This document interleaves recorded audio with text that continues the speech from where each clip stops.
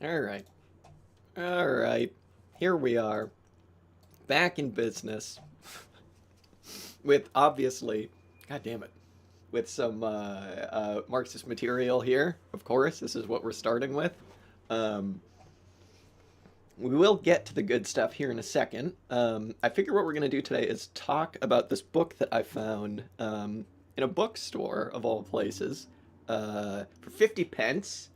I found a PDF of it, so we'll have it up on screen. It's called Fundamentals of Marxist Political Economy, and it's by a fellow named Lev Leontyev, and it's not Vasily Leontyev, it's someone else. All I could find out about this guy, actually, well, we'll get to it, but all I could find out about the guy is he was just an academic, well, an economist, I guess, in the Soviet Union. But we will get to that. Yeah, right. But first we got to talk about the actually important stuff, right? We got to talk, first of all, about some new reveals. We got to talk about the new Jeremy Corbyn model for Warhammer 40,000. Anybody that cares, the lion is back, which is very exciting. And he's got two little dudes with him, which is even more exciting. I don't know, I kind of think he looks like Corbyn. I think he looks like an angry, knightly Corbyn. I love this model. I think it's very cool. Look at that. Oh my god. I think I might put this head on. I mean, I'm never going to get this model. It's probably like $1 million. But if I did, I'd get this head maybe, or this one. I've not been able to paint the face, so I'd probably just go with that. I love I love the hood too, because it's like it's like, where are these wings going? I mean, I guess he just takes the wings off. But I like to think that they just kind of fold down and go somewhere nice. Anyway, one of my favorite new models that Games Workshop has put out in a while. I think this is really cool. Cooler than the Angron model, which I'm a World Leaders guy, and I still think that this model is pretty fucking cool. And supposedly, in this book that's going to come out, he's going to fight Angron, which we like. We like to see that. Only other thing I wanted to mention, if for anyone that has no idea what I'm talking about, it was just, what is it? It's like Adepticon or something like that, where it's a big, one of the days where Games Workshop reveals a whole bunch of new stuff, and they just revealed that there's going to be a new edition of 40K, and they put out some new models for that, some new Tyranid models. What the fuck is this Tyranid model? I wanted to point this one out because I think it's really funny. Not that. Not that. Not that. Not the Terminators. Yeah, this. I love this. The new Gaunt. Like Gaunts needed it. They needed to be refreshed, but I just love this. This model, it's so good. First of all, it's like an excellent model, but there's just something about this like that. A little guy. He's like a little guy, but he's just got a gun. I just think that's really funny. He's got like a little MP or something, like a little AK. It's so funny. It's like this thing that could just rip you apart, but he's got a little gun. I don't know. It's like, look out, he's got a gun. Anyway, very cool. Kind of big too. How can I dig that? Much more detailed. All the proportions are much better. We love that. A whole bunch of other new stuff. Oh, this was pretty fucking cool too. Don't play Underworlds. I've heard it's cool, but oh man, look at this. The new Zinch models are insane. They're so good. What's going on with this guy? What's he up to? Or this little fella? He's got a little fire. What are they gonna do? Zinch has become kind of like the funny model thing, and I kind of dig it. Kind of dig it. This model is so good. You kind of can't really see it. You got to zoom in, but she's got like her this. She's got an eye there, and then she's got an eye down here. I don't know what's going on there, but it's really cool. Love it. I should try and play Underworld. That looks fun, doesn't it? Looks very fun. Was there anything else? Oh yeah, fuck these. Okay, and we will get into the Marxist stuff here in a second, but the new Death stuff was cool. The Bone Reapers. They're here for your bones. This model I love. I've seen some people be like, yeah, it's okay, it's whatever. I think this model's sick. Look at that. So much motion and like this little spiral that it's making. I think the sculpting's excellent. I have no idea what's being formed here. Presumably some sort of bone creature. I don't really know what this is. Is this a fist? I don't really know. That's not a fist. I don't know, just like a pillar, maybe? I don't know. Looks like a bone. Anyway, he's, what is he? Mortisan ossifactor. So he's making some bones. We like that. Excellent stuff. Excellent stuff. And then this sicko lady down here. Look at her. Ivya Volga, the outcast. Ah, it's just excellent. Look at all those bats. We love bats. Look at them. Just excellent. Really good stuff. And I wish they were all free. That's what I wish.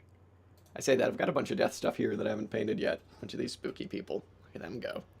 Ah! What are you going to do? All right, we'll get to the actual stuff here. Where is it? How do I do this? Put that up, take that off. I'm actually just going to get rid of that. Put that here, and look at this. I'm actually doing that now, so people know what we're actually reading if they tune in. As I said, I found this book recently.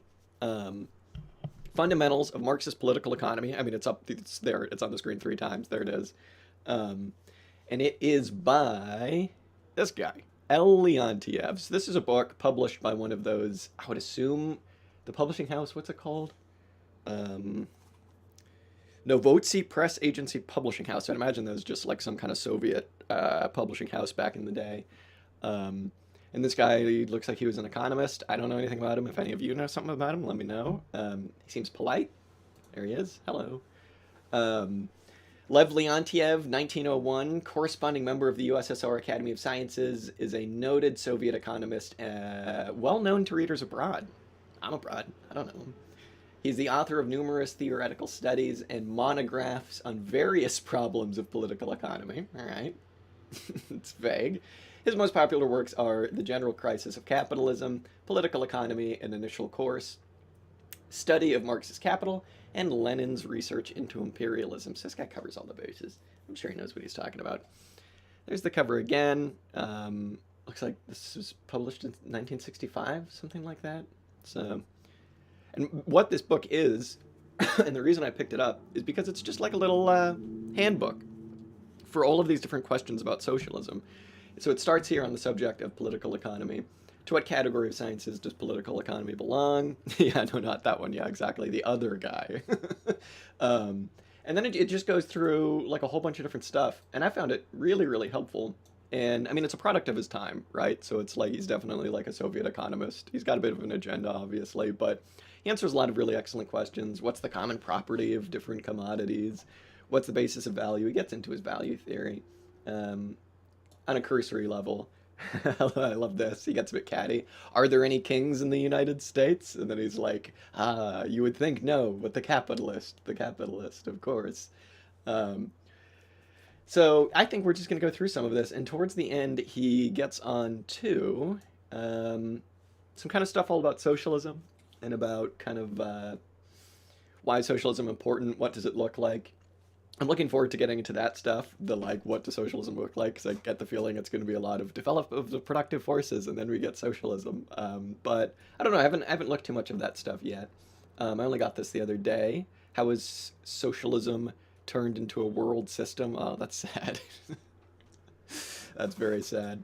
Uh, and yeah, then we'll get into kind of his closing thoughts on this. This book's excellent. This should so far what I've read, and we'll see if it sucks here in a second. But so far what I've read has been really really good, and it does something that a lot of uh, Marxists don't do. They like to think that they do, but it makes it accessible to your average schmuck like me. And for that, it's very appreciated. I love this format of like, here's a question, here's an answer. That's like two paragraphs. Here's a question, here's an answer.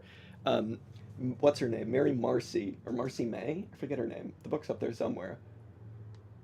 Cosmonaut republished a book. It was like I think Amelia Davenport did it, and it was very similar to this. It's much shorter. It's called Shop Talk on Economics. That's excellent. I really love this format. I think it's the best way that you can get these ideas across is these questions and answers kind of stuff. Um, but yes, so we're gonna get into it. I mean, I think we just start on the subject of political economy, and we'll judge Mr. Leontyev. We'll see what he's cooking here. So, first question. Let me zoom in here a bit for you as well. There, well, not that much. Yeah, that's a bit better. Um, to what category of science does political economy belong? So this is like, nowadays only assholes on the internet, us assholes talk about political economy. Now in the academy, it's politics or it's economics. Never the two shall meet. And of course, we need to be reminded that political economy is a perfectly valid thing to study. And we need to start bringing it back, I guess. I don't know whatever the fuck that means. But basically, he starts it out by talking about political economy, which is not something you'd get a whole lot anymore, other than from cranks like us. So he says political economy is one of the social sciences. To work successfully in any sphere, one must be equipped with the exact knowledge of the laws of a definite science. And, a metallurgist must do this, a machinist must do that. The fruit grower is aware that his success depends on the knowledge and able to use the laws of botany and plant growth. I like that. I respect that a lot, Mr. Leontiev. That's very cool. Blah, blah, blah, blah, blah. Social life is intricate and multifarious. It embraces politics, economics, culture, art, and ideology. We need political economy t-shirts, clearly. Yes, yeah, absolutely. I'd say that. What's up, Trenton? Welcome back. Political economy deals with economic life. Its subject matter relates to the sphere of material reproduction, or production, he says, blah, blah, blah, blah, blah. And that's his answer. To what category of sciences does political economy belong? It's social science, I guess. And so I don't know if that would have been my first introductory question, but I mean, I guess the book is literally called Fundamental of Marxist Political Economy, so you probably want to lay the groundwork a little bit here. What side of production is studied by political economy? Production has two sides, technical and social. I like that. The technical aspect of production is studied by the technical and natural sciences. Bringing back metallurgy again. He loves metallurgy. Metallurgy examines the processes of smelting metals from ore. Chemistry provides a scientific basis for a number of industries and so on. The technical aspects of agricultural production were studied by agronomy. Blah, blah, blah, blah, blah. In contrast to those sciences, political economy studies the social aspect of production. It deals with the social system of production. I realized, I think a little bit, a little bit late in the day, that Dan and I, we've come across this idea of autopoiesis before, right, from systems theory. We talked about it a little bit on our most recent episode with Donal, as really influencing the idea of like viability theory, as well as, Stafford Beer's like second order cybernetics and stuff like that. I'm pretty sure the term autopoiesis comes from Maturon and Varela, who are two, I don't know what you call them, I don't know, academics. I guess they're systems theorists. Back in the day, they wrote that book Tree of Knowledge, which we talked about when we spoke with June Reith from General Intellect Unit. And the idea seems a little bit hippy-dippy-ish when you first are exposed to it, as it was when I first came across it. They explain what they're kind of trying to put forward an idea of what it means to be alive, what it means for something to have life, right? And they say something is alive when it's able to reproduce itself, or as they say, like to continue living, right? To keep it's kind of a tautology, but to kind of keep going, to keep reproducing itself, right? So systems do this, obviously.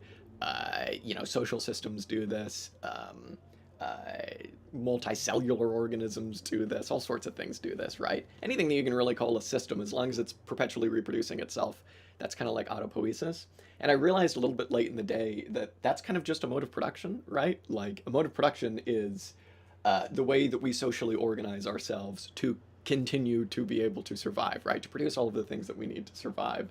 And that's what he's saying here. What is being studied by political economy. He's not being as broad as that, but I think perhaps he should be. I mean, political economy is kind of like, it's the way that we study how we continue, right? That's why it's one of the most, if not the most important things that you can study, and why everything else that you study will be influenced by it. Which feels a little bit like human-centered to say, right? Like everything. But, I mean, I don't know. If you take the whole Jason Moore thing about, like, it's all one big thing, man, like, capitalism through nature, nature through capitalism, I suppose you can keep expanding the system and focus that you're looking at until you literally get to, like, the universe. That's, like, the only, like, that's, like, the final recursion that you can get to, right? But, autopoiesis, very important idea. And I only really realized the connection to political economy there relatively recently. It's good stuff. The systems theory stuff, the more we read about it, because we've really only just done, like, I don't know, introductory stuff. We've read a couple of things by Stafford Beer, and we had June Reith on the show. We had Donal on recently.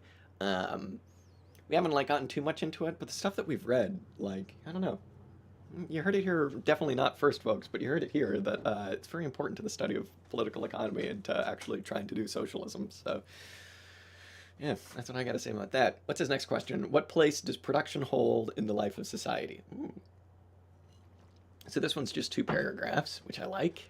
To live, people must have food, clothing, shelter, and all other necessities. So this is kind of what we were just saying, right?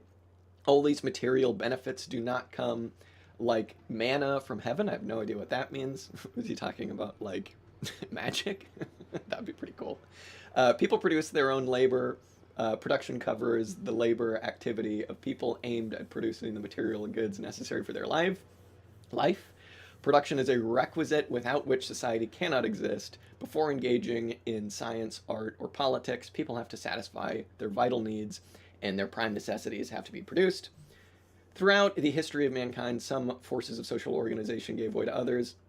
The living conditions of people changed, but the production has invariably remained the foundation of society's existence. This is exactly what we're saying. This is just autopoiesis, isn't it? This is just how things continue to keep going. 1 second here. Let me fix this. I got a bunch of seeds on my desk and everything's kind of going crazy here. My desk is a mess right now because it's spring. I got all these goddamn seeds all over my desk trying to sort out what I'm going to plant next and when I'm going to do it. And I'm already like, fuck, I haven't sown my goddamn purple spreading broccoli. Oh my God, everything's falling apart here. What are you going to do? Also, you can't see, but there are about 60 potatoes chitting right behind me, which is also very exciting. Talk about autopoiesis. I need my potatoes. Otherwise, that's the vital necessity of life right there. So yeah, I don't know. He's not putting forward too many, like, wow, crazy thoughts here in that one. But what he is saying is necessary. And again, like, I don't know. This is a fundamental of Marxist political economy. That's the name of the book. So he starts with the fundamentals of political economy, explaining what it is and all of this stuff. But I don't know. Maybe that is actually a good place to start for. If you could only give one book to a lib, or you could only give them, like, one idea, what would it be? This idea of, the ways that we organize ourselves socially to produce things. It's not as, like, atomized as you think, because we all have these connections without which things wouldn't work at all. It's a social system after all. And B, this method of organization is completely historically contingent. It's changed before many times. It will change again. And so let's not have it just be, like, out of control as the transitions have been in the past. Let's actually try and make it controlled, and let's get towards that use value, baby, because we like use value. Do we want to read this next one? What's this next one? What is the essence of the revolution made by Marxism and social science? Yeah, let's read that. This is good. I read this one a bit early, and he's talking about Darwin here, which we like. Well, let me look at that. Actually, if any of you know any good texts to read on like a Marxist take on Darwinism and all of that, Dan and I talked a long time ago about trying to read some of that Kropotkin stuff on evolution, but that hasn't come up. That would kind of, we have our one anarchist that we like to read on the show. That's Murray Bookchin. I don't know if we have room for two. But yeah, let us know if there is anything that any of you all know about a good critique of Darwinism. That would be cool. So what's the essence of the revolution made by Marxism and social science? The revolution made by Marxism and social science can be, this is like a school essay, can be compared with the revolution made by Darwin in the science of organic nature. Before Darwin, people regarded the organic world as something stable and immutable. There's about to be a very loud siren going by. Apologies about that.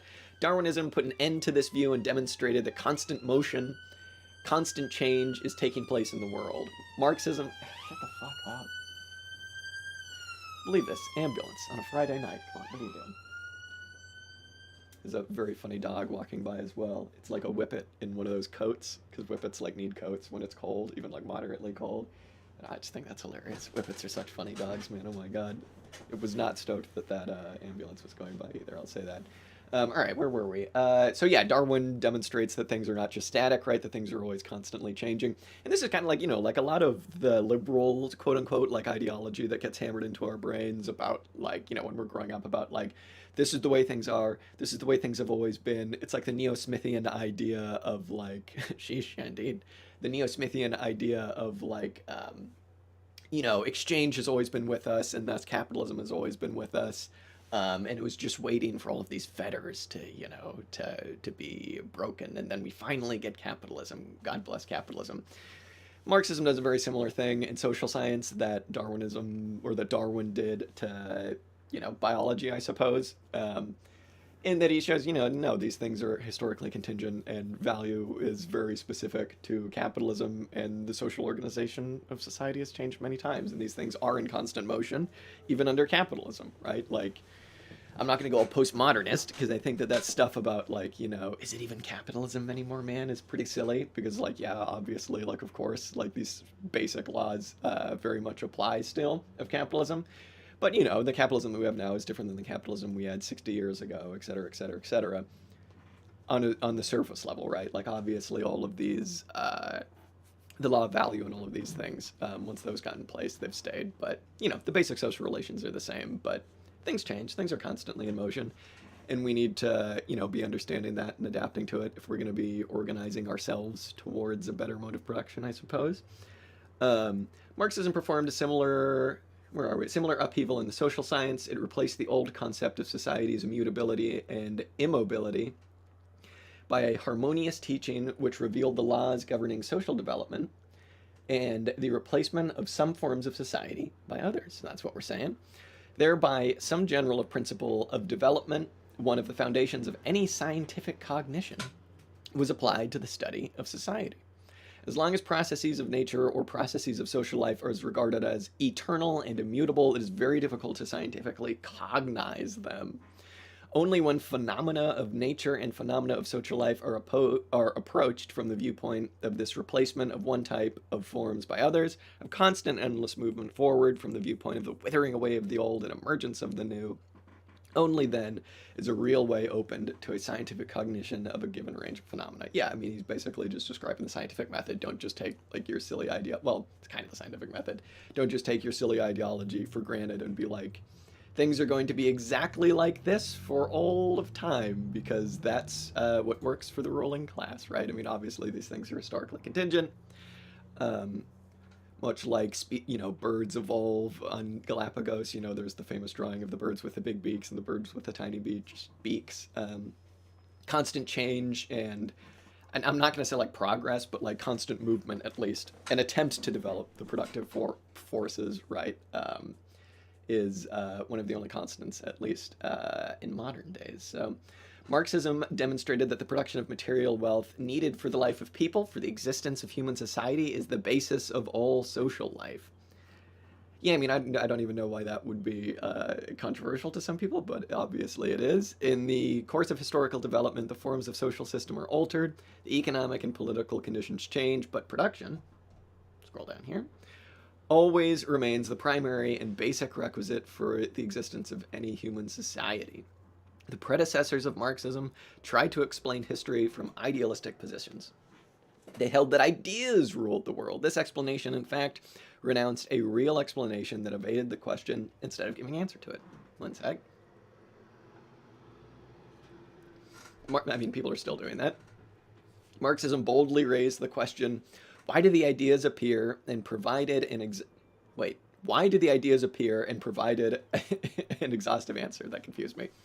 The key to cognizing the history of human society, to discovering the objective laws governing social development, should be sought not in the minds of people, but in the ideas they expound, and not in the ideas they expound, but in the objective conditions of production, which create the basis for all human society. Wow. Yeah, I mean, obviously, like, this is fairly basic stuff. Like, we're all caught up in the idea of, like, people make history of their choosing, entirely of their choosing. It's just people. Dan and I, for our next episode, which will be out a week from today, we're reading this book, a short history of Reconstruction. Thank you very much, Eric Foner. And other than being excellent, he really dispels a lot of these ideas, right? When he's talking about Reconstruction. Stay there. Oh, man. When he's talking about Reconstruction, right? Because a lot of the ideas behind Reconstruction are just, like, well, Lincoln was going to do the good thing, and then, an individual agent came along and shot him and changed the course of history, and then Johnson was the bad guy, and it's just because Johnson was the bad guy that he was going to do the bad things, and there were no class interests at all. And then you had Grant come along, Ulysses S. Grant, and, blah, blah, blah, blah, blah. This is what you learn in school, right? And, obviously, a lot of this stuff, this whole political economy stuff is, hey, maybe production and class relations play an important role here. I'm going to skip the rest of this, even though it is very good. What is this stamp here? Memorial University of Newfoundland. Is this a Canadian copy of this book? Interesting. What are the basic elements of production? I don't know if we need to go into that. Just shout if there's anything anybody wants me to stop on. What activity of man is called labor? Labor is man's activity. Okay, that's all we need to know about that. Thank you very much, Leontyev. Excellent. What is an object of labor? No, we don't need to get into any of this. What are the means of labor? Yeah. What are the means of production? Whatever, dude. What are the distinctive forms of human labor? All right, we'll poke our head into here. We often read literature about the labor of bees, spiders, and beavers. I am often reading that literature, and other insects or animals. The beauty and grace of the structures they build are recorded in folk art and the works of great writers and poets. Some scientists have tried to explain the social life of people by the general biological laws of the animal world. Says the U.S. Would have had a revolution if insert actor hadn't been. Yeah, exactly. Yeah, that's the basic idea behind most kind of bourgeois readings of history, right? I mean, even kind of like as you're saying, like even a lot of socialist theories too, right? Like, that's just trot brain, right? Like, I hate to say it, but that's just, I don't know. Somebody's got to write a book, or maybe somebody has written this book behind the, like, psychology of being a Trotskyist. That sounds so mean. But just the general idea of, like, it's exactly what you're saying here, right? It's like, I'm a Trotskyist because if Trotsky was in power, everything would have gone much better, right? Like, if Stalin was the bad guy, and if only Stalin wasn't in power, if our man Trotsky was in power, it would have been much better.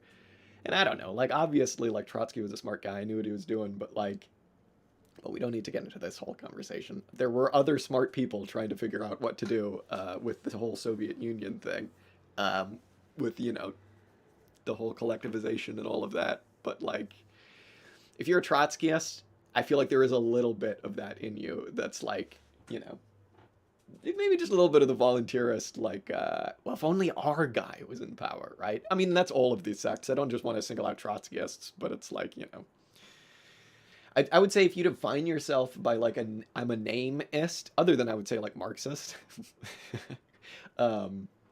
it's, there's a little bit of this thinking of, if only we had our guy in there, But I mean, even among, yeah, I don't know, even among Marxists, we like to be like, Dan and I, we did our episode on the First International, and we were kind of even falling into the trap of like, if only everybody had listened to Marx as opposed to Bakunin, everything would have been fine, and there would have been a revolution in the hell of England, the imperial core. I feel personally attacked. Oh God, oh, I'm so sorry. Hopefully, I take it all back. I'm so sorry. Almost like there is a material foundation underlying these problems. Yeah, exactly. I don't know. I mean, it's just I'm not like hassling Trotskyists in particular. It's just it's sectarian bickering, and we all fall victim to it, right? So I'm just saying Trotskyists because that's like the original followers of Trotsky. That's like maybe the like example of this, right? Like if only Trotsky was in power. Yeah, if only Trotsky was in power, then there would be no United States. Yeah, only joking, of course, of course. I'm just here to piss people off. I'm on one today. Let's go. Let's just argue. No, let's not argue. I hate arguing. Did I want to read any more of that? Oh yeah, no, he's talking about the bees. We got to talk about the bees. Um, Sometimes, if we try to explain humanity by the general biological laws of the animal world, they readily place a sign of equation between the labor of man and the labor of an ant or beaver. Why did he pick beavers? I guess because they make dams, I guess. The labor of an ant or a beaver. That's funny. This kind of reminds me of there's like a debate in the Jason Moore kind of like what I'm always going on about, the like red green debates, that kind of stuff of people say that Andreas Malm in Fossil Capital gives quote unquote agency to coal, which other than being a hilarious sentence is like yeah, I don't know, read the book because that's obviously not what he's doing, but yeah, I love that stuff. you know the autonomy of coal, the agency of coal. Coal did all of these things. Coal has caused all of our problems. Yeah, well, yeah, exactly.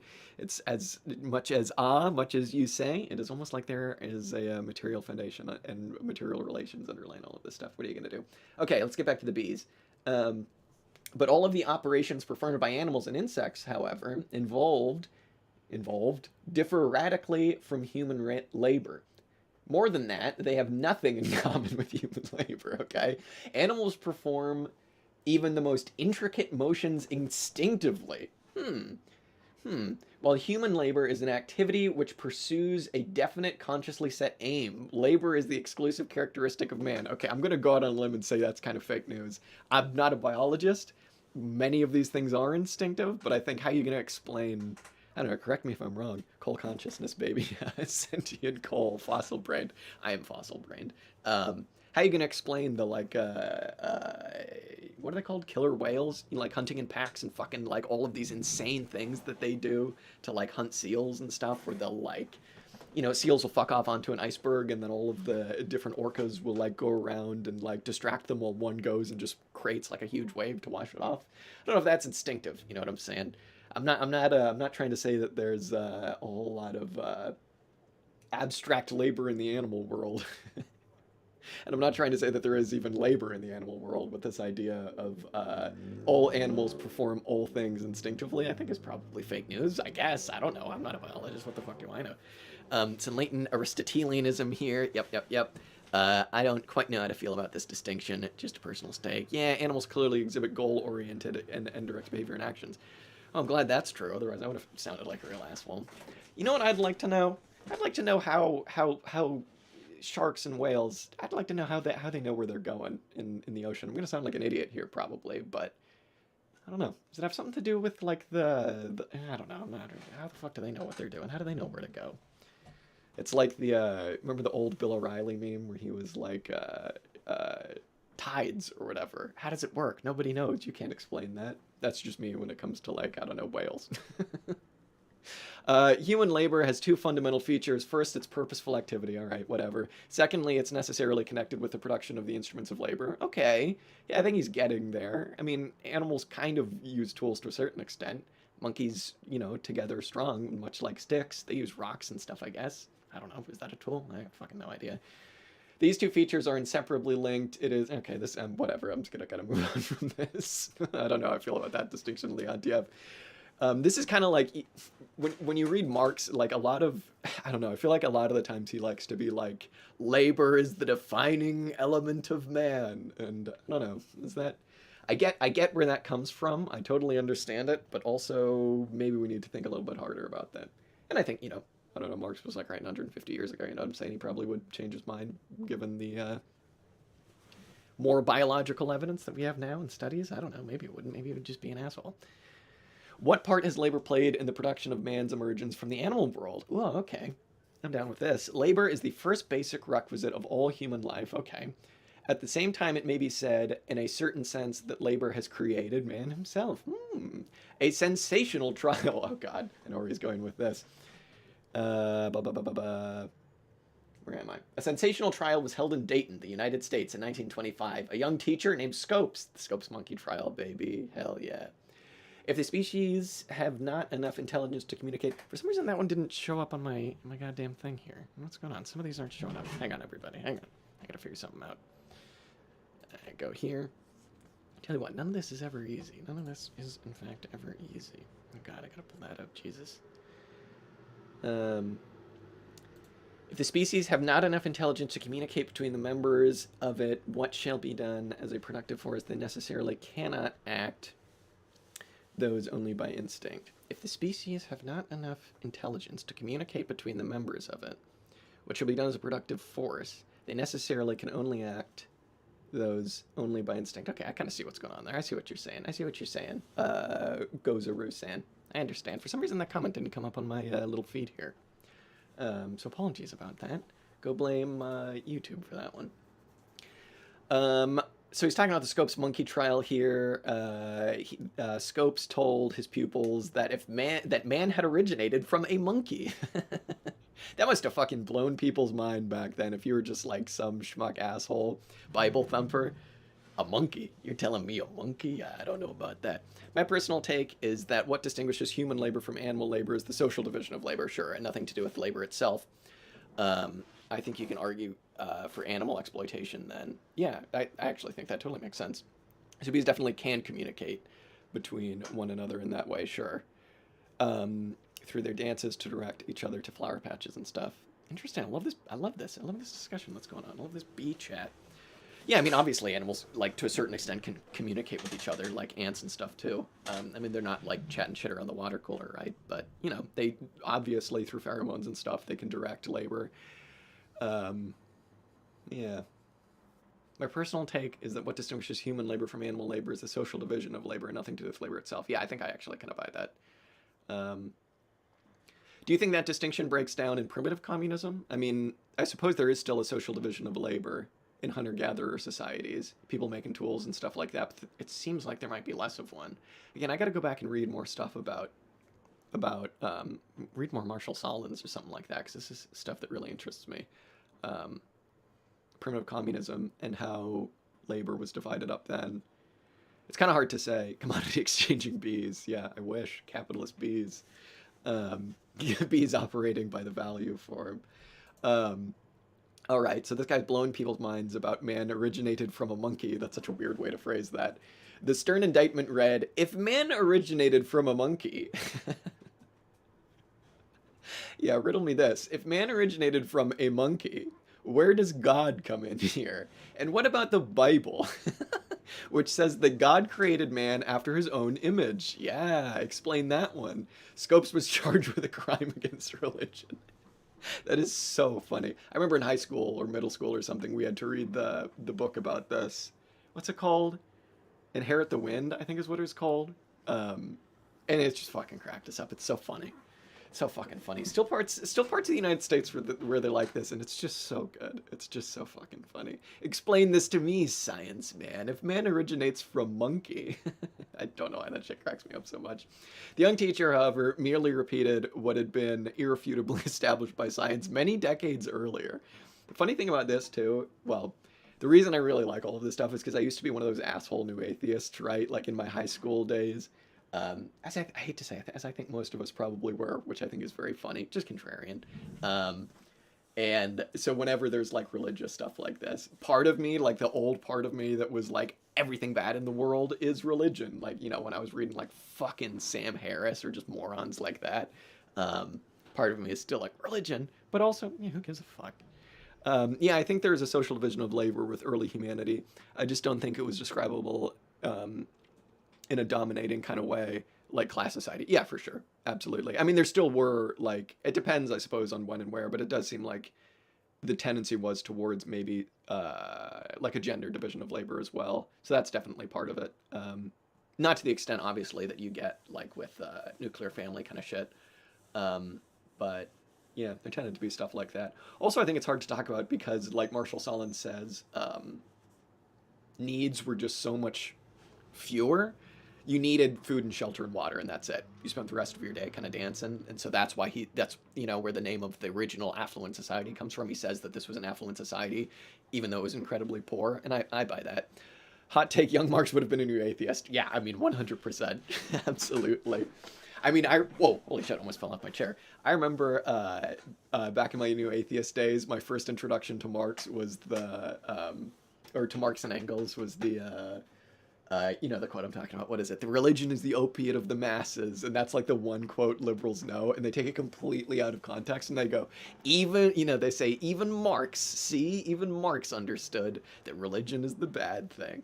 That shit is so fucked up too. The new atheist stuff. It's just like, like when I go back and I think about what I was reading, I'm just so embarrassed because like Sam Harris, I used to be really into like Sam Harris, Dawkins, Hitchens, all of those pricks. And, the Sam Harris shit that he was writing immediately after 9/11 is like so vile. It's so evil. He's talking about like, his famous thing where he was like, I think a preemptive nuclear strike against Iran would be a good thing. It's just like, this is where like the dipshit, like Jordan Peterson, like Western values, Ben Shapiro crap comes from, right? It's just this stupid idea of like, well, in the West, we had the Enlightenment, and we had the Greeks, and then we had the Romans. Forget everything that happened in between then, and then we had the Enlightenment, and now we have the United States of America, and it's just like fuck. That is like a direct line from the new atheist shit of like religion is the bad thing. It's just that stuff is much more dangerous, I think, than we realize. Also, religion. Yeah, obviously, like, organized religions are, like, dangerous and stuff like that. But also, like, who fucking, I don't know.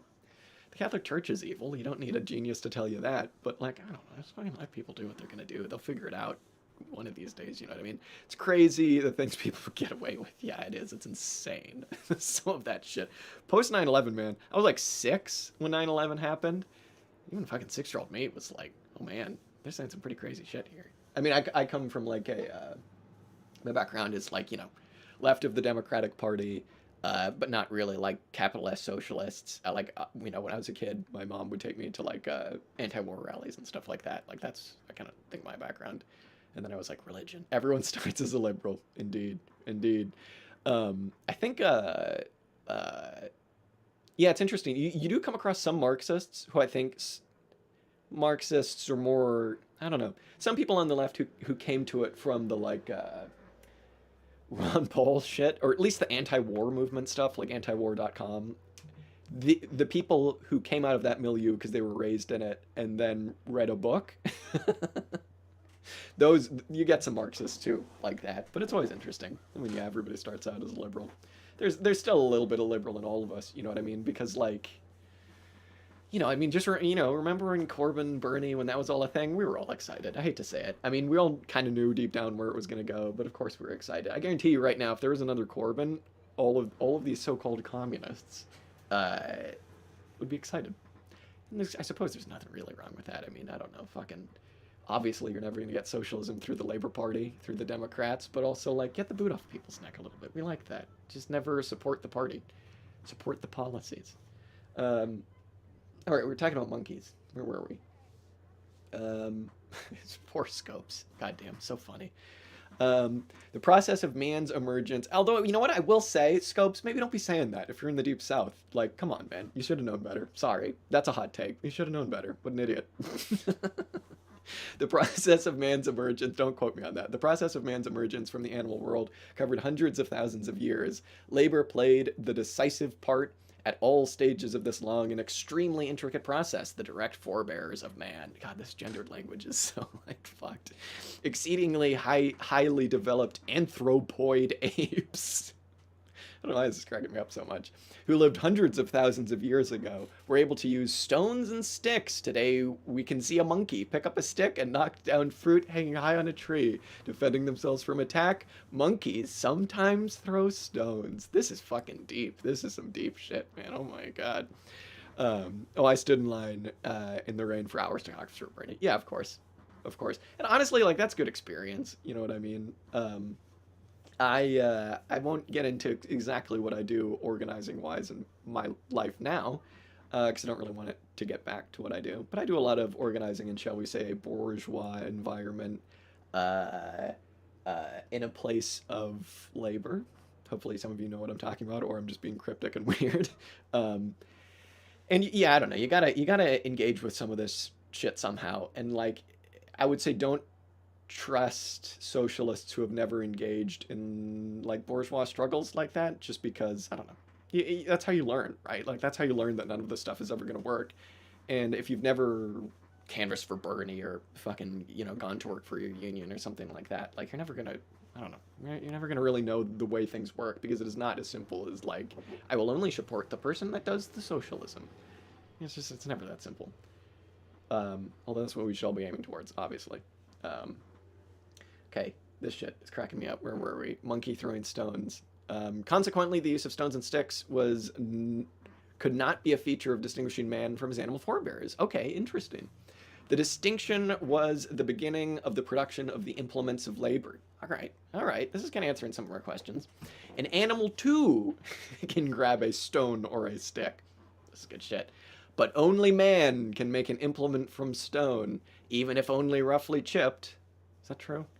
So that it could serve a definite, consciously set purpose. No monkey has ever produced even the crudest stone knife. This is some anti-monkey bullshit. The emergence of man, his singling out from the animal kingdom, began with the production of the implements of labor, the crudest at first. I feel like, I don't know. You see otters, like, making chisels out of like flint or stone or something like that and using it to crack. Well, I don't know. I get what he's saying, though. I'm not gonna be an asshole. This is so wrong. Little animals have been observed making tools. Yeah, and like ravens too, right? Animals do make tools. This is too funny, though. We got to keep reading this. The organs of the human body, the hand above all.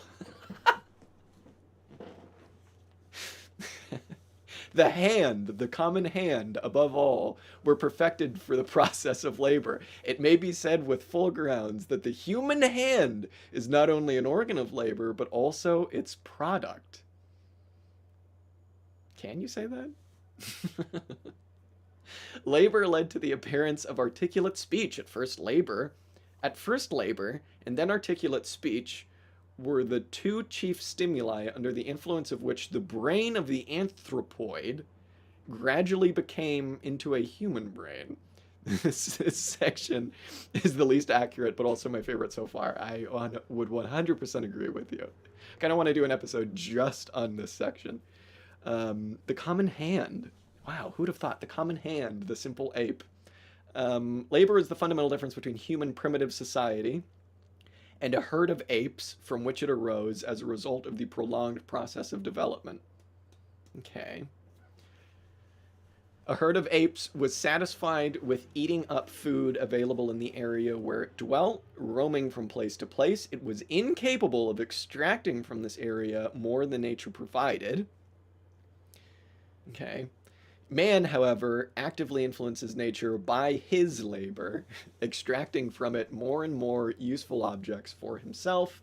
In other words, the animal only uses outside nature. Oh boy, here we go. Whereas man compels nature to serve his aims by introducing changes, gradually establishing and extending his power over it. This is the most essential difference between man and the other animals. And man owes it completely to labor. Yeah, all right, okay, whatever. that was a banger, that section, I'll say that. God, he fucking hates apes, man. What's the deal with that? How were apes treated in the Soviet Union? I'd like to know that. Oh, apes went into space. Did the Soviet Union send apes into space? They almost certainly did, right? I know Laika obviously went into space, but did they send apes into into space? That's not great treatment of apes. If you're an ape guy, that's probably not great. Do we want to read this next bit? What place is held by labor in the life of society? I don't really want to read that. What is the role of labor? You know what? Let's just skip forward a lot and see what he's up to. Yeah, because he's just talking about productive forces and shit here. What's a mode of production? Okay, whatever. Skip through all of this. What is an economic category? Or economic categories immutable?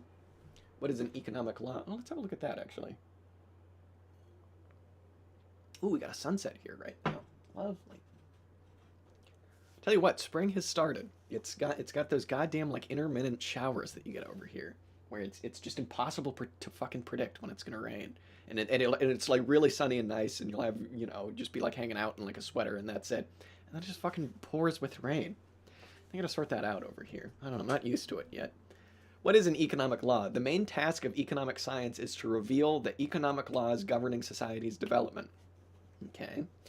With the help of sciences, people come to know the world around them. This world embraces both nature and social life. Any science which studies one or another sphere of nature or social life seeks to cognize the laws operating in the given sphere. To science, a law is an internal connection of phenomena, their essence. Man's cognition. Okay, this is actually something I'm kind of interested in. Let me pull out some secondary materials here. God, this is gonna all fall again. You know what this is. I got the Jason Moore. Jason Moore in here puts forward a really interesting definition of the idea of like a law, right? Let me see if I can find that because it was really, really good. I don't think I'm gonna be able to find it quickly. I feel like it was in his introduction though, because like in Marxism specifically, I feel like there is there's some term slippage with the word law, right? Because like. What's a good example? I don't like the law. When people crudely talk about historical materialism, they talk about it as this, class conflict between exploiter and the form of the state and all of these different things that go into determining like how the productive forces are developed in this kind of dialectical relationship between all of this different stuff, and you get a lot of the like. You can call that a law, but it's like, well, these things can kind of change based on like the individuals involved. Sometimes it's Marx saying people make their own history, but not as they choose, right? And so there's a little bit of term slippage there because like, fuck, let me see if I can find this because he does such a good job of explaining what a law actually is. I mean, maybe we just keep reading what he's saying here because I feel like this is exactly what he's explaining. I don't know. Is he talking about... He's just talking about the oikios here. My man.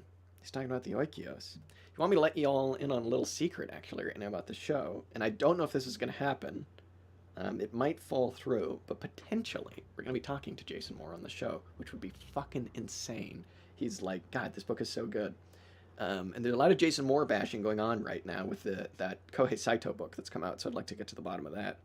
A lot of academics don't seem like they like Jason Moore. And I don't know why. They're just, what are you going to do? Yeah, I'm not going to be able to find this.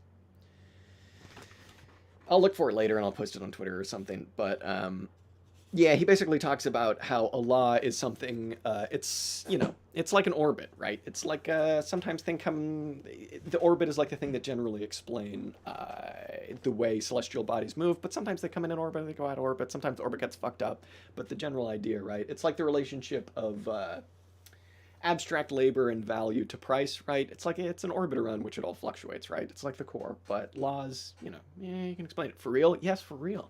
He's so nice, too. I just, emailed him out of the blue one day. I was like, I'm not going to get a response from this guy. Not on our show. He's going to look at our show and be like, nobody listens to this. These guys don't know what they're talking about. But he's really nice. He was like, I'd love to try and make it work. We'll just see if we can. Because, he's an adult and he has, a life. So, But if we can make it happen, it's going to be really fucking cool. So don't hold me to that because I don't know. It might fall through. But as of right now, yes, it is happening. So to science, a law is an internal connection of phenomena, their essence, man's cognition. We read this. Of the outside world reveals ever fuller and more comprehensively the laws governing this world in its entirety and all its parts. Knowledge of the laws of nature gives man a powerful instrument for subjugating the blind forces of nature and employing them in his interest. Discovery. Okay, whatever. An economic law is the essential internal connection of economic processes and phenomena. Laws established by economic science reflect the internal connection of the phenomena of economic life, their interconnection, which exists in definite conditions. All right, that's kind of whatever. Economic laws are of an objective nature. Interesting. Interesting. Let's see what he has to say before we comment on that. This means that they exist independently of the will and consciousness of the people. More than that, far from depending on the will, consciousness, and intention of people, they themselves determine their will, consciousness, and intentions. This is intense. I don't know about this. Economic laws are of a historic character. True. Political economy deals with historical, that is, constantly changing material. Being, in essence, a historical science, it first of all studies the specific laws which govern each mode of production. Okay, 100%. At the same time, it studies the general laws which operate in all modes of production. Consequently, admission of the existence of a definite general economic laws governing the development of society has nothing in common with the anti-scientific interpretation of capitalism's economic laws as internal and immutable laws of any society. Yeah, 100%. That's stuff we all need to constantly remind ourselves of, right? Like, the laws of capitalism are not, they're historically specific. They're not like, be all end all, have operated like this for all of history. But this first bit, economic laws are of an objective nature. Interesting. I don't know about that. Economic laws pertaining to definite socio-economic formations are of a historically transitory nature. They operate during definite historical periods. Okay, he's just kind of going on. With the change of economic conditions, the old laws recede a new economic laws and the old basis of new economic conditions. Yes, that is true. It was kind of whatever. Oh, you know what? I did have actually some bookmarks here. There was one, was it page like 56, I think? Yeah. Oh yeah, what is capital? Yeah, let's get into this stuff. So, did I already skip past the, does this country have kings bit? Because I'd like to, is this going to actually search the PDF? Yes! Oh my god, yes, we got to read this bit. Okay, so I've skipped forward a bit, so we will go back. Are there any kings in the United States? What section is this? Oh, he's talking about monopoly. Monopoly, stage of capitalism, imperialism. Okay, interesting. So this is, I guess, he's probably pulling on his Leninist roots here. Are there any kings in the United States? Love this. Let's get into it. This would seem an idle question, since everyone knows that the United States is a republic and has never had a monarchy. He's about to, own you with facts and logic here. And yet the United States has more kings than all the monarchies in the world combined. This is like him attempting to speak directly to the proletariat who couldn't give a fuck about what he's saying here. It has oil and steel kings, aluminum, railway, automobiles, coal, and newspaper kings, banking dynasties, and even pork and chewing gum kings. Hell yeah. I want to be a pork king, you know what I mean? Monarchs consider themselves anointed by God. The American kings are anointed by God of their own capital. Oh, I dig this. This is cool.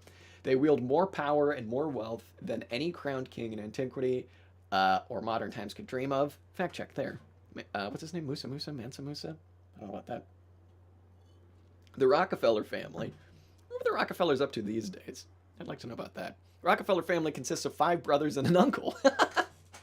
A family can be 5 brothers and an uncle. I've always said that. The Rockefellers are extremely progressive. Just a lot of brothers.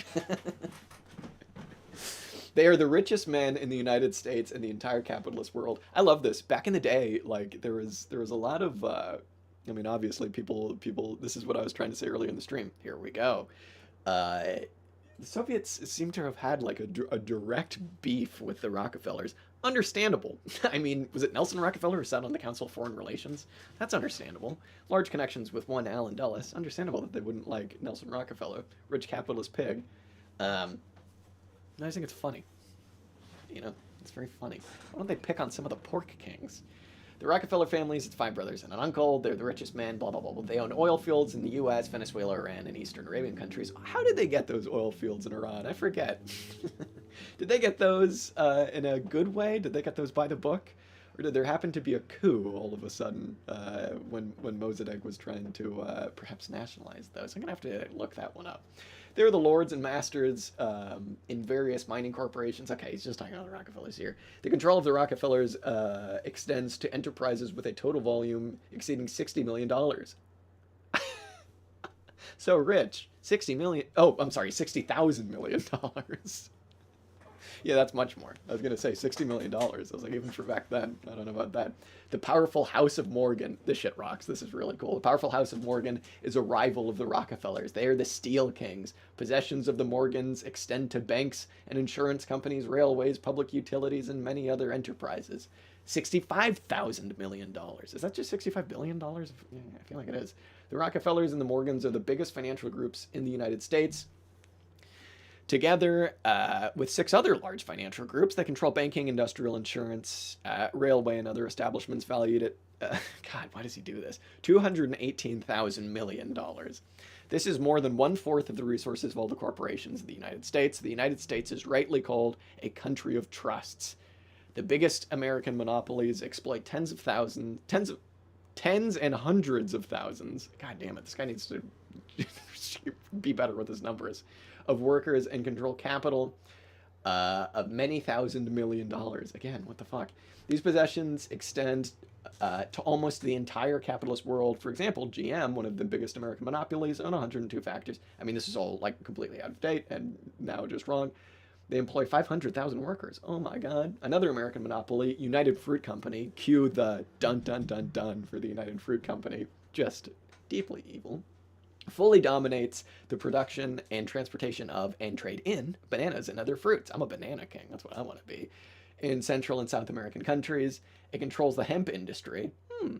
The production, wait, the hemp industry, yeah, all right, whatever.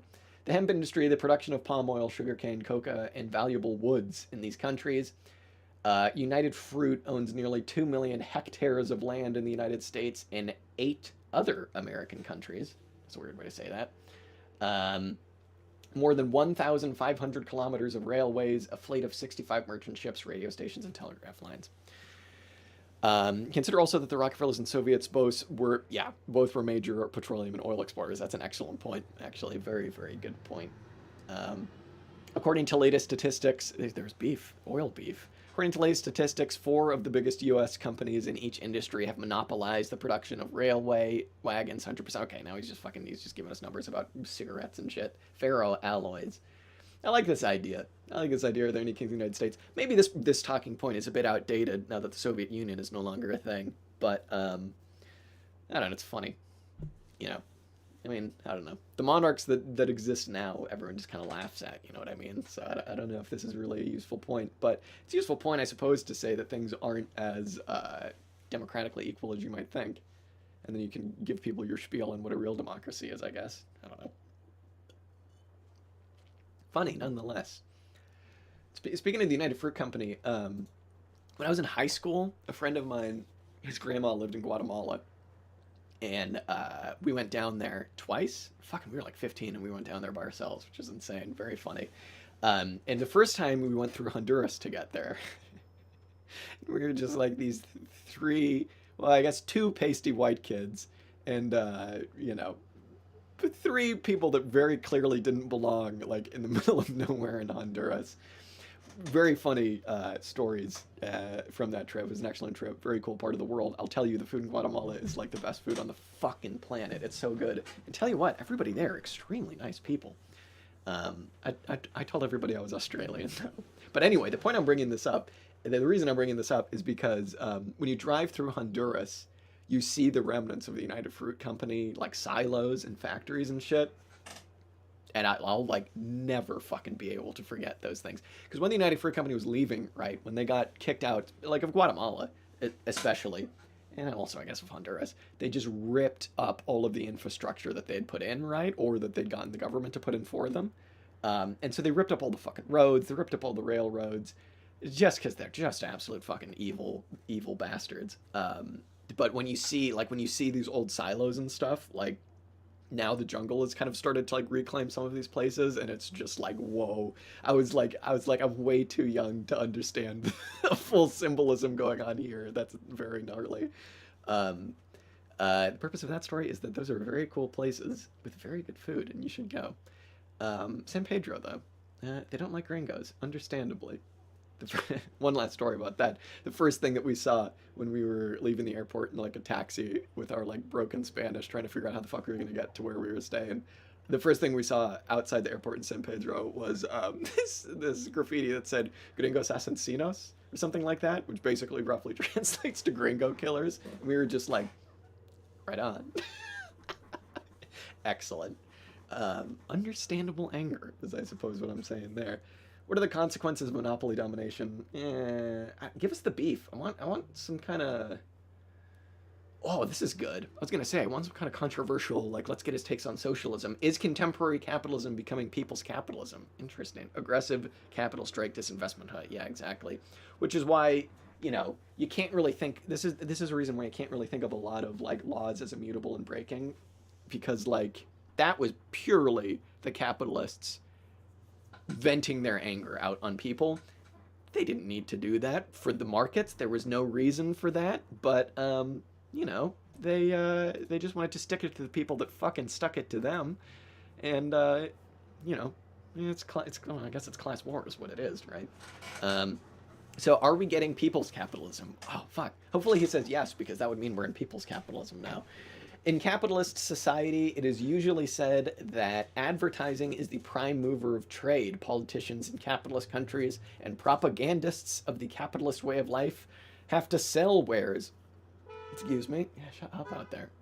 Of a special kind. These wares are the capitalist system itself, which they want to impose on other peoples. They boost capitalism according to all the rules of commercial advertising. They declare modern capitalism to be people's and democratic capitalism.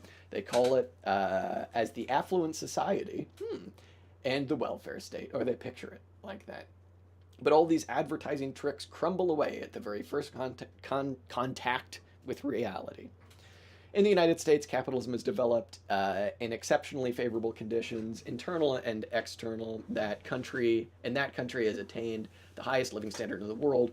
But what sharp contrasts are concealed behind the average figures of the American standard of living? What human tragedies are hidden by these costs? Early in 1964, I was going to get into some civil rights stuff here, I reckon. President Johnson, in a message to people, underestimate how comparable economic relations between capitalists resemble that of war. Yeah, oh yeah, 100%. 100%. Johnson, in a message to U.S. Congress, was forced to admit that at least 1/5 of all the American families have incomes too small to satisfy their needs. Yeah, no shit.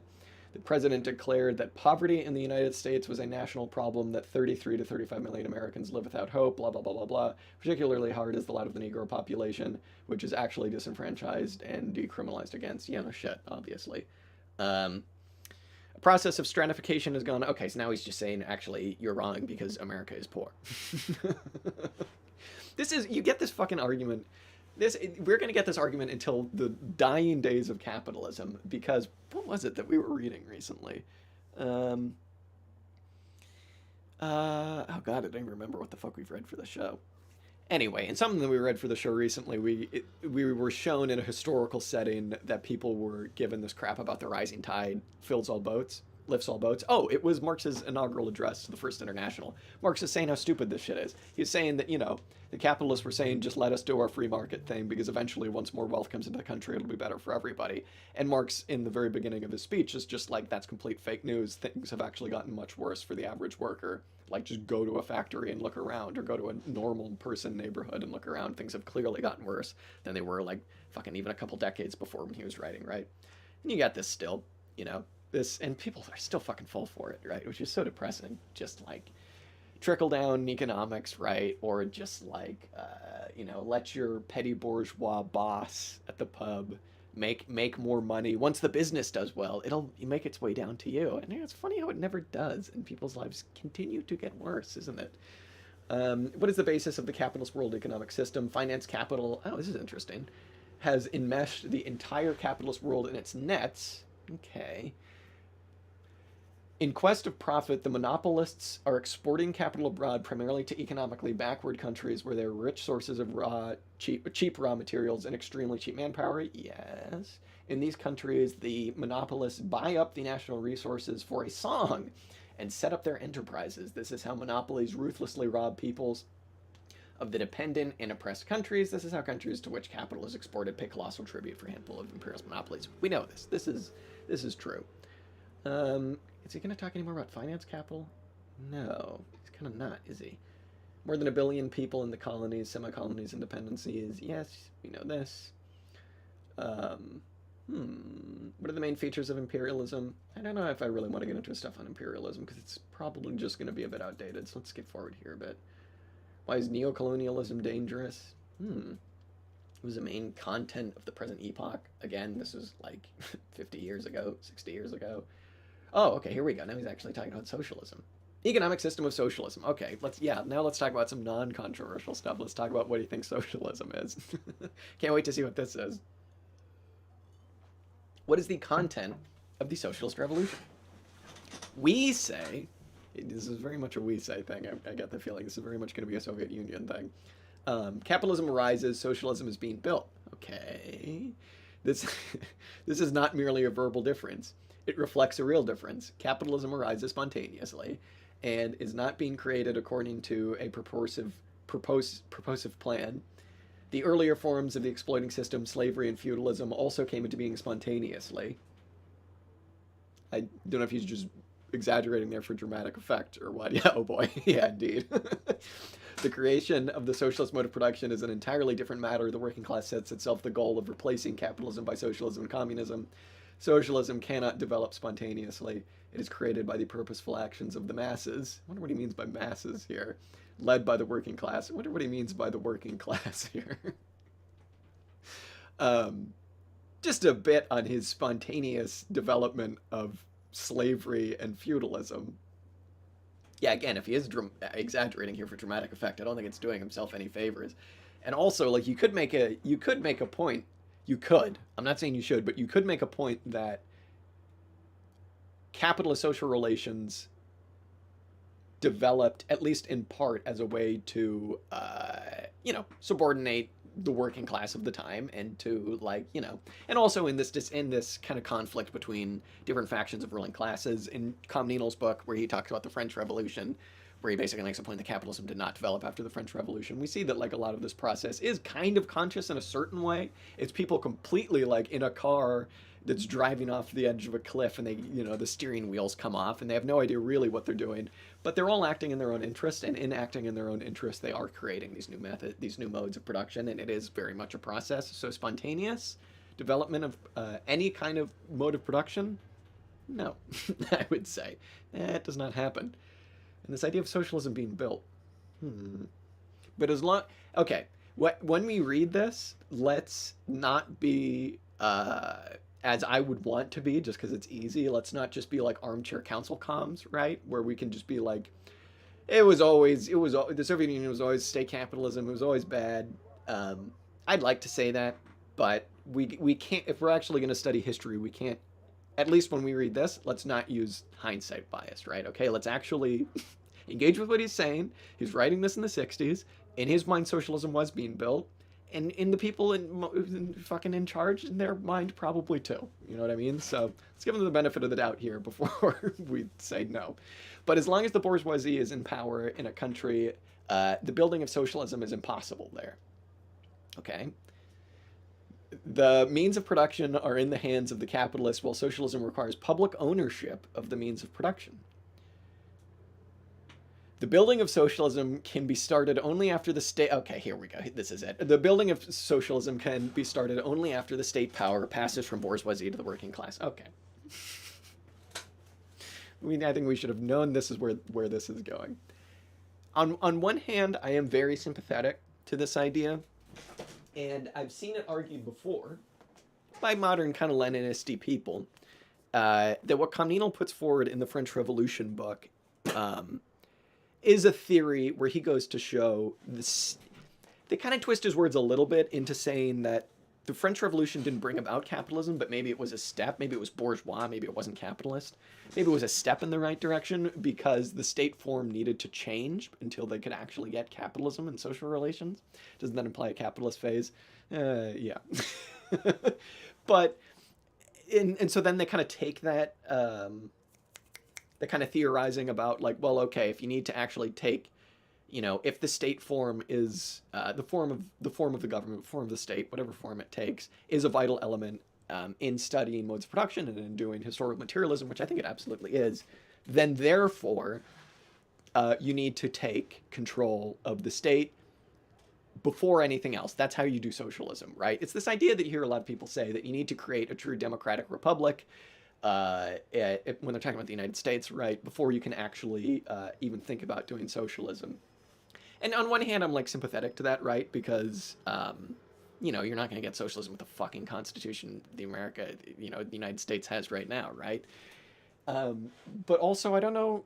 I don't know how realistic that is because I think it gets the relationship of the mode of production to the state form backwards, right? The social relations determine the state form. It isn't the other way around.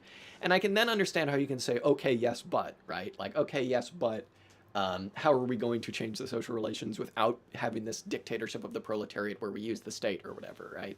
But it's still, to me, I might sound like a goddamn council comm here, but it gets the relationship backwards. You can't. The social relations determine the state, not the other way around. And so we need to really be fundamentally thinking about ways where we can really go after that route. And again, like, I think that when we look at the ticking clock of climate change and of crises of overproduction and all of these different things, like, I am really, I understand at least where people are coming from when they're like, we need to take control of the state as the first step, and then we'll sort everything out from there. I get that. I totally do. But at the end of the day, and I don't have a better way of sorting this out, so I can't really talk, I guess. But at the end of the day, it does get things backwards. And this idea where it's like you can only do socialism once you get the state under control, I don't know about that. And I also feel like, how are you going to do that in the United States, at least? How the fuck are you going to do that? I really respect a lot of the stuff about like demanding a new constitution, and I think that that's like absolutely vital to the propagandizing, at least, of creating a mass proletarian movement in the United States. But how's that gonna happen? Maybe I'm just a little bit too pessimistic, but like, how the fuck is that gonna happen? How the fuck are you gonna get a new constitution of the United States without A, the United States collapsing, or B, every single proletarian rising up? And I don't know. I don't know. There are just so many fucking boundaries in the way to doing that. But I mean, again, I said let's not use historical hindsight, and then I like immediately go into historical hindsight because like this guy's talking from a position in the Soviet Union where they just did take control of the state and they thought they were doing socialism. I think the Jan Appel criticism of, are you fucking serious? You took control of the state and you had no idea anything about economic planning is valid. And I also think that that's where everything really comes. When was this written? I believe 1965. Let me look. Yeah, 1965. This one's stamped Moscow, USSR, 1965. Pretty fucking cool. This from Moscow, 1965. Printed by some goddamn commie book publisher. 50 cents. That's what I'm talking about. Cool stuff. Prized possession. Very cool. So yeah, I don't know. I don't know what the rest of you think about the whole like taking control of the state and then everything else will follow, but it just doesn't seem true. And that isn't to say like I think that everybody who's doing their best to like actually engage in the political arena that we have, I completely respect that. And I would go so further than that, and I would say that it's absolutely necessary to like propagandizing and agitating and stuff. But I think you can't drink your own Kool-Aid. I don't think that even if somehow you could get a fucking capital S socialist majority in any kind of bourgeois state, like, I don't know, then what? You know what I mean? I don't know. Maybe, I mean, I don't fucking know. Maybe something like that could work, but I don't know. Are we scientists or are we not? Like, let's actually look at the evidence that's been put forward and the way things have actually gone, because perhaps it is not this simple. Anyways, this is achieved through socialist revolution. On gaining state power, the working class takes away the means of production from the bourgeoisie. Simple enough. And turns them into public property. Again, simple enough. I don't know. Again, this is one of my bugbears where it's like, what does that mean? That just means nationalizing is all that means. It doesn't actually mean changing the way that commodities are produced or getting fucking rid of commodity production in the first place. Like, I don't know. That just means nothing. Nationalize all of them. Having said that, if this is what we're offered, I'll take it because it's a lot better than what we got right goddamn now. But again, we can't drink our own Kool-Aid. Like, this isn't it, Chief. There have been many revolutions in man's history, but not one of them has affected the foundations of social life as profoundly as the socialist revolution. I don't think I'd agree with that, but I certainly understand what he's saying. It depends on how you define a revolution, I guess. All preceding revolutions resulted in the replacement of one form of private ownership. Oh boy, this is some controversial stuff. It resulted in the replacement of one form of private ownership with the means of production with another. The socialist revolution abolishes private property, did it, in the means of production and introduces public socialist property instead. Okay, I mean, that's fair. I guess technically that's what they did, right? Technically. That is technically what they did. All preceding revolutions led to the supersession of one form of exploitation by another. The socialist revolution, which here you kind of just have to read as the Soviet Revolution, as the Russian Revolution. That's what he's saying, right? Abolishes all exploitation of man by man. That was just bureaucrats, and man. The emancipation of labor from the yoke of exploitation, the abolition of economic slavery of the working people, also signifies the abolition of the exploiting classes with their parasitism, contempt for work, and false morality. Hell yeah. We need more bourgeois bashing in contemporary socialist literature. We need people to be like, these people are scum, they're horrible. I mean, I don't want to other them too much, but they are fucking other, and they're scum and they have no culture. Only culture is in the working class. These perverts just, they're parasites. Sorry, but we need more of this. I dig that. All preceding revolutions did not affect the anarchy of social production. The socialist revolution eliminates the anarchy of production. Okay, yeah, that's what it should do. It signifies a transition to the planned organization of social production. An economy based on social property can develop only according to plan. Right on. Well, yeah, okay, it depends on what you mean by plan, but I would agree. The socialist revolution thus represents the deepest revolution in the entire history of mankind. What's his name? Tom over on From Alpha to Omega just had an episode recently where he was talking to somebody who's a Neurath scholar of Otto Neurath. It was really, really a good episode. And they brought up something that was interesting about this idea of like multiple plans for any given time period's production being put forward to society and people being able to pick. And well, I think that might be a little bit, I don't know, Neurath wasn't on that good shit, but he was on some okay shit. And I think that this idea of like, here's some different things that we could do. Which one do we think would be most beneficial? I actually really like. I really like that idea because, I don't know, making everything a political democratic decision is a little bit tough. And I don't know, I do like this idea of giving people choices as long as there's like actual democratic controls there. It's a good idea. So yeah, I mean, this was a product of its time, this section. We can say that. Because again, like a lot of what he's saying is true, other than the state stuff. A lot of what he's saying is true. Like everything does need to be planned, but it's like the devil's in the details. Well, like it's not even a fucking detail. It's like, how are you going to do that? Are you going to have a unit of account for your economy? Are you not going to have a unit of account for your economy? Is everything just going to be done based on utility? What is utility? What does that actually mean? This man needs some Jan Appel in his life is what he needs. I mean, he's dead, but he needed that. Well, so is Jan Appel. What are the tasks of the socialist revolution? The socialist revolution ensures the transition of state power from the bourgeois minority of society to the working class, which heads the widest masses, the overwhelming majority of society. Okay, interesting. I feel like he's probably talking about peasants there, right? And maybe lumpen, I guess. The socialist revolution awakens and draws the broadest masses into the making of history. Cool. The building of socialism. Yeah, I mean, again, this is just like this building socialism stuff. I don't know, man. I mean, obviously it's a process, right? It's obviously a process, but this does feel like apologism a little bit. We're building socialism. I say this, like, I don't know. I'm a little bit, I'm like hassling the Soviets right now, or at least hassling like, Leninism or whatever. But like, again, hindsight. If I was around in October of 1917, I'd be like, fucking, like, let's go, baby. Come on, of course we should take power. Let's go. And I think you'd be a real asshole not to be saying that, but yeah, I don't know. I began watching it. It's good so far. Wait, what did you just begin watching? What did I say? You began watching. It's good so far. What did I just say? The Socialist Revolution? Is there a revolution going on somewhere that I don't know about? I'm just sat here streaming. That would be embarrassing. Man misses revolution because he's sat in his room streaming.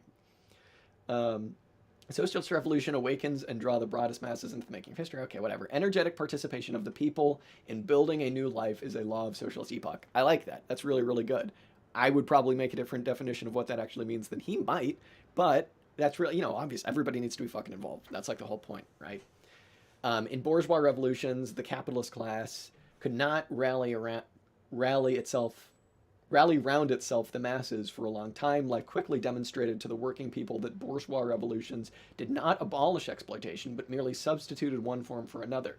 In the course of the socialist remaking of society, the working people clearly see that their basic interests fully coincide with the interests of the working class.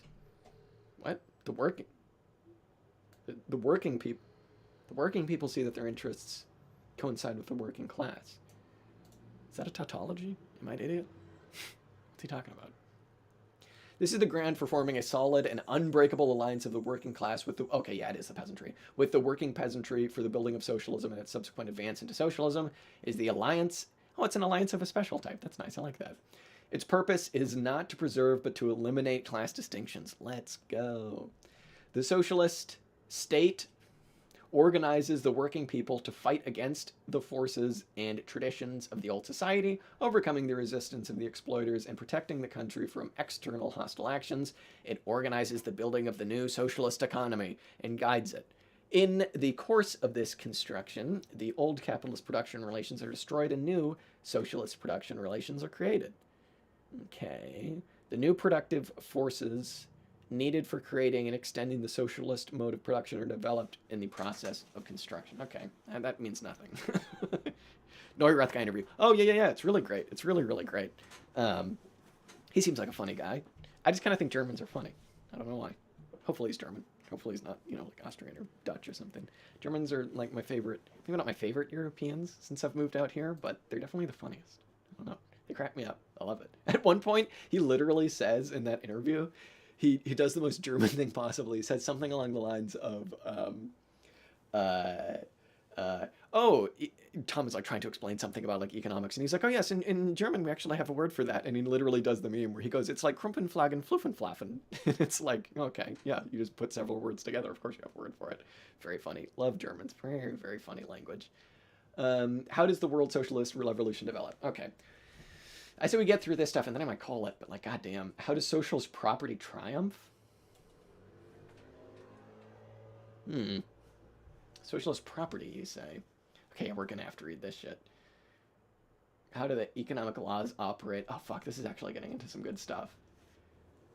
Okay, let's read this one first. How does socialist property triumph? The socialist revolution accomplishes in different ways the task of socializing the two forms of private property. This, on the one hand, is the property of the capitalists and landowners. It serves as the basis for exploiting the proletariat and the peasantry. On the other, it is the property of the small producers. Oh no, here we go. The peasants, in the first place, it serves as the basis for small commodity production and based on personal labor.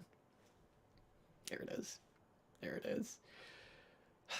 Public ownership of the means of production arises in two different ways. The socialist state, in one or another way, takes away the land from the landowners and the factories, railways, and banks from the capitalists and turns them into the property of the entire people. This task is accomplished in a relatively short period. Okay. And then it chooses an entirely different way for socializing small peasant property. Oh boy. This is the way of transferring the scattered small-scale production in agriculture into lines of cooperative, large-scale socialist production. Oh boy. The voluntary union of the peasant households and cooperatives. That word's doing some heavy lifting there. Very heavy lifting. The voluntary union of the peasant households and cooperatives and the socialization of their means of production give rise to socialist property of producers. What? Cooperatives, organized in different forms in the countryside, this task requires more time to accomplish. My man. Labor time accounting. My man. Only after the solution of these two problems is the transition period from capitalism to socialism completed. That is why throughout the transition period, the country has a multi-form economy. Boy, fucking Jesus Christ. Elements of a different economic system exist in it simultaneously. Maybe that last part is true, but only insofar as everybody signs on to your unit of account. That's where I'm at in terms of my thinking, at least right now. What are the specific features of the transition? Oh boy. Do we want to read this? Maybe we save that for some other time.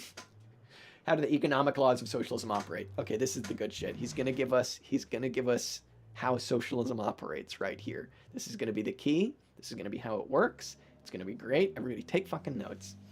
The economic laws of socialism, as the economic laws of capitalism and of any other socioeconomic formation, are of an objective nature. This means that they express the interconnection of phenomena and exist independent of the will.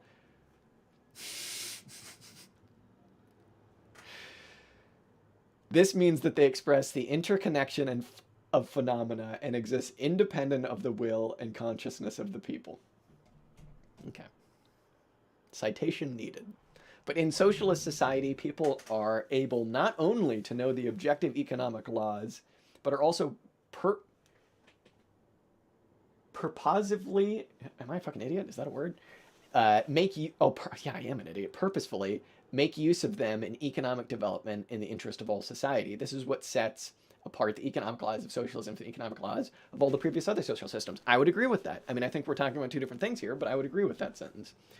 Here, we have the same difference as between the destructive forces of lightning and electricity, which is, oh, I like that metaphor, which is made by man to do his bidding, Jesus, in a telegraph apparatus or an electric bulb, between a conflagration and a fire that serves man's needs. Lightning strikes spontaneously, and man is unable to cope with it. But in the electric bulb, a force of nature cognized by man is used purposefully and subordinated to his needs. Actually, I kind of like that paragraph. That was actually pretty good. It was a good metaphor. The economic laws of capitalism and of all earlier social systems operate spontaneously. Yeah, he's just gonna be repeating himself there.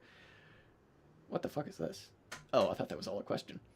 How does society master the economic laws of socialism? In socialist society, people not only know the economic laws, again, yes, people need to know the economic laws, but people also need to have control over the economic laws. They need to have political control of them. That's like the whole point, right? They don't want to just be told, hey, here's how everything operates. Now give me 500 bales of hay. That's not socialism. Society applies the economic laws of socialism with full knowledge of the matter. It subordinates them just as the electric bulb. I don't like all this talk of domination and subordination. I don't like this in my socialism. I hate to say it. I get what he's saying, but I just don't like it. Socialism and communism arise and develop on the basis of operation of objective laws. He's just fucking repeating himself. People come to know the world around them in the course of their practical activity. Thus, the development of navigation promoted astronomy. Okay, practice continuously. Okay, now he's just getting into this shit about, guys, trust me, we're doing socialism. That's what this is. We're just doing it. It's just a process, guys. Don't worry about it. Socialism, which prior to the October Revolution remained only a scientific theory, after the revolution began to be applied. Okay. Only after the victory of the October Revolution came the historical moment when the theory of socialism turned into practice and was invested with flesh and blood by practice, rectified and tested again by practice. Okay, yeah, all right. I mean, sure, that's fair. In the course of building socialism, society comes to know ever more profoundly the laws of this system and masters them more successfully. The accumulation of experience makes it possible to approve the application of socialism's economic laws. In its turn, the proper application of these laws makes for successful accomplishment of practical tasks, while neglect of these laws harm the economy. Yeah, okay, whatever. I mean, that could literally mean anything, right? Like, anybody could say that. A Leninist could say that. A Council Com could say that. It would continue to mean nothing, I feel like. But I get, I do understand what he's saying. Okay, let's just get to some of this more juicy stuff. What is the aim of production under socialism? For the capitalist, the extraction of profit. Okay, in socialist society, free from the exploitation of man by man, production is conducted not for the enrichment of the individuals, but to satisfy the needs of the people. The aim of socialism is the even fuller satisfaction of the growing material and cultural requirements of the people through the continuous expansion and improvement of social production. Socialism has no other aim, nor could it have any. What do we make of that paragraph? In socialist society, free from the exploitation of man by man, production is conducted not for the enrichment of individuals, but to satisfy the needs of the people. Okay, yeah, sure. I mean, that's just exchange value, use value, right? The aim of socialism is the even fuller satisfaction of the growing material and cultural requirements. The growing material and cultural requirements. Okay, I mean, we could quibble with that if, growing, I guess, whatever. Of the people through the continuous expansion and improvement of social production. Yeah, okay, yeah, sure. Socialism has no other aim, nor could it have any. Yeah, I mean, I guess. I mean, obviously, like, he's probably not as concerned with the ecological question as we are today. But, yeah, more or less. I guess I don't fucking throw him a bone. Why not? Socialism, that makes the transition from anarchic production to the purpose of extracting profit, for the purpose of extracting profit, to planned production for the purpose of satisfying the needs of society. Yeah, sure. That's fine. This is all fine. You could give this to any schmuck and it would be good. Um, any other good stuff? How is social labor formed under socialism? What does the law of value operate under socialism? We'll read this, and then we'll read this last question, and then I'm going to fuck off. How does the law of value operate under socialism? Oh, let's get it. Let's get it. How is value operating under socialism? He should just put it's not, period. Moving on. Unfortunately, he does not do that. Definite qualities of social labor are required under any form of society for the production of goods. Okay, that is just abstract labor. He's just describing abstract labor. I am on board with what he's saying right now. That is not specific to capitalism. This necessity of allocating social labor in definite proportions cannot be abolished under any social system. Yeah, that's true. No form of society can do away with the need for allocating the labor time at the disposal of society in definite proportions between the branches of production. Okay. I mean, he's beginning to slip a little bit into like, and here's why you need to have someone do that for you, but he is correct. The economic law, according to which labor at the disposal of society must be proportionally distributed between spheres of production in conformity with the different needs of society, fully operates within the socialist economy. That's not the law of value, though. I don't know. I get what he's saying, but under capitalism, okay, here we go. Under capitalism, this law operates in the form of blind, spontaneous law of value. Under socialism, this law operates under a controlled force, but it remains an objective economic law. Yeah, okay. Mastery of the law of value. Okay, but again, yeah, okay, I don't know. Mastery of the law of value in the process of the planned management of the economy is a major requisite for observing the principle of saving labor at each enterprise and also on the scale of whole industries, regions, and the entire national economy. So I guess what he's saying is value is simply when we do abstract labor. I guess that's what he's saying. But he's also saying that the law of value governs the application of abstract labor in really dumb ways, which is true, and socialism wouldn't. But that's, yeah, I don't know. If he's saying value is socialism because abstract labor needs to be put to use in certain ways, I wouldn't agree with that. But yeah, I mean, he's right that under socialism, abstract labor would still need to be applied and measured, like duh. Socialist methods of management are applied in the struggle against manifestations of dismanagement. Manifestations of dismanagement sounds like the fucking best grindcore album of the year. Drawing on the knowledge of the economic laws of socialism, the socialist state works for the utmost utilization of the greatest advantages of the socialist economic system to increase the material and cultural wealth of people in need. Right on. And I do like that he's saying cultural wealth as well. We like cultural wealth. That is good. Yeah, okay. Yeah, okay. I mean, whatever. I mean, you don't need to say that the law of value is operating under socialism because what? But, yeah, okay, I see what he's saying. So the last question that he has in here, we'll just read this. How will labor turn into life's prime requirement? If I'm being honest, I still don't really understand what Marx meant by that. I get it, but I don't really understand why it's phrased like that, so maybe this will help. The higher phase of communism presupposes the conversion of labor into man's prime vital requirement. Creation of the material and technical basis of communism will radically alter working conditions. Scientific and technological progress will ensure the continuous expansion of social production and higher productivity of labor, equipped with the latest machinery. I mean, again, maybe not. I mean, to a certain point. I mean, again, fuck, the more I read about this whole agricultural stuff, the more I think that, fuck, maybe if you actually really want to produce agroecologically, labor time might actually go up. I hate to say it, but you never know. You never know. Man's power over nature will assume oh fuck, here it is. God fucking damn it.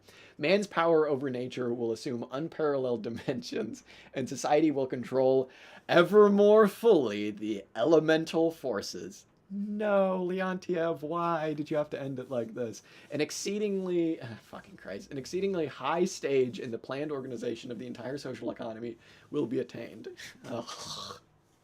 My man's an environmentalist. No. Oh dear, my man needs some ecology in his life. Am I right? The material resources will be efficiently and rationally utilized. This is what fucking okay. I don't want to be like silly Marxist. You need to read your Bookchin. But the one Bookchin sentence that all Marxists needs to fucking read are when he's talking about how Nixon is an environmentalist. He's writing in the fucking 70s. So he's like, Nixon's an environmentalist because Nixon wants to more, sustainably exploit nature. And that's not what socialism is. Socialism is not a more sustainable pillaging of the environment. It's understanding that we are part of our ecology and that stewarding and developing the capabilities and variety in the systems of our local ecology is, one might say, important to surviving on the planet, and not just because we want to be able to, make more shit, right? Like, I don't know. Socialism to me is not just producing more crap at the expense of nature. Oh boy, why did he have to end it like this? He should have ended it with apes. I would have liked that. The ape shit was fucking gold. The conversion of labor into man's prime vital requirement is being prepared by the entire development of socialist production relations and their transformation into communist relations. The distinctions in the economy, culture, and way of life between town and country will be fully obliterated. True, but obliteration, that fuck. Maybe not the words he should be using, given, everything that took place prior to this. Agricultural labor will become a variety of industrial labor. No, it won't. No, we don't want that. And the productive activity of people will be organically fused. Oh, fucking Christ. Full social equality of all members of society will be achieved as a result of building communism. High labor productivity based on swift scientific and technological progress will create an abundance of material and spiritual wealth. All right. Which will enable society to apply the great principle of communism, which is from each according to his ability, to each according to his needs.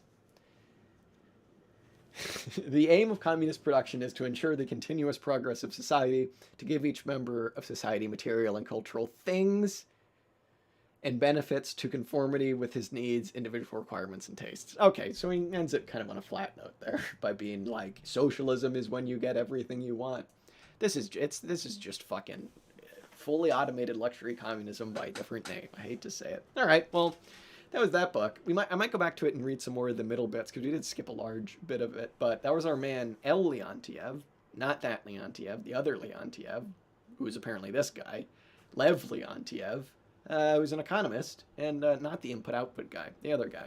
So it's actually pretty good, though. I mean, obviously, it's filled with like Soviet era socialist theory, which, while good, is attempting to justify itself as you would expect it to. But I don't know, pretty good in general.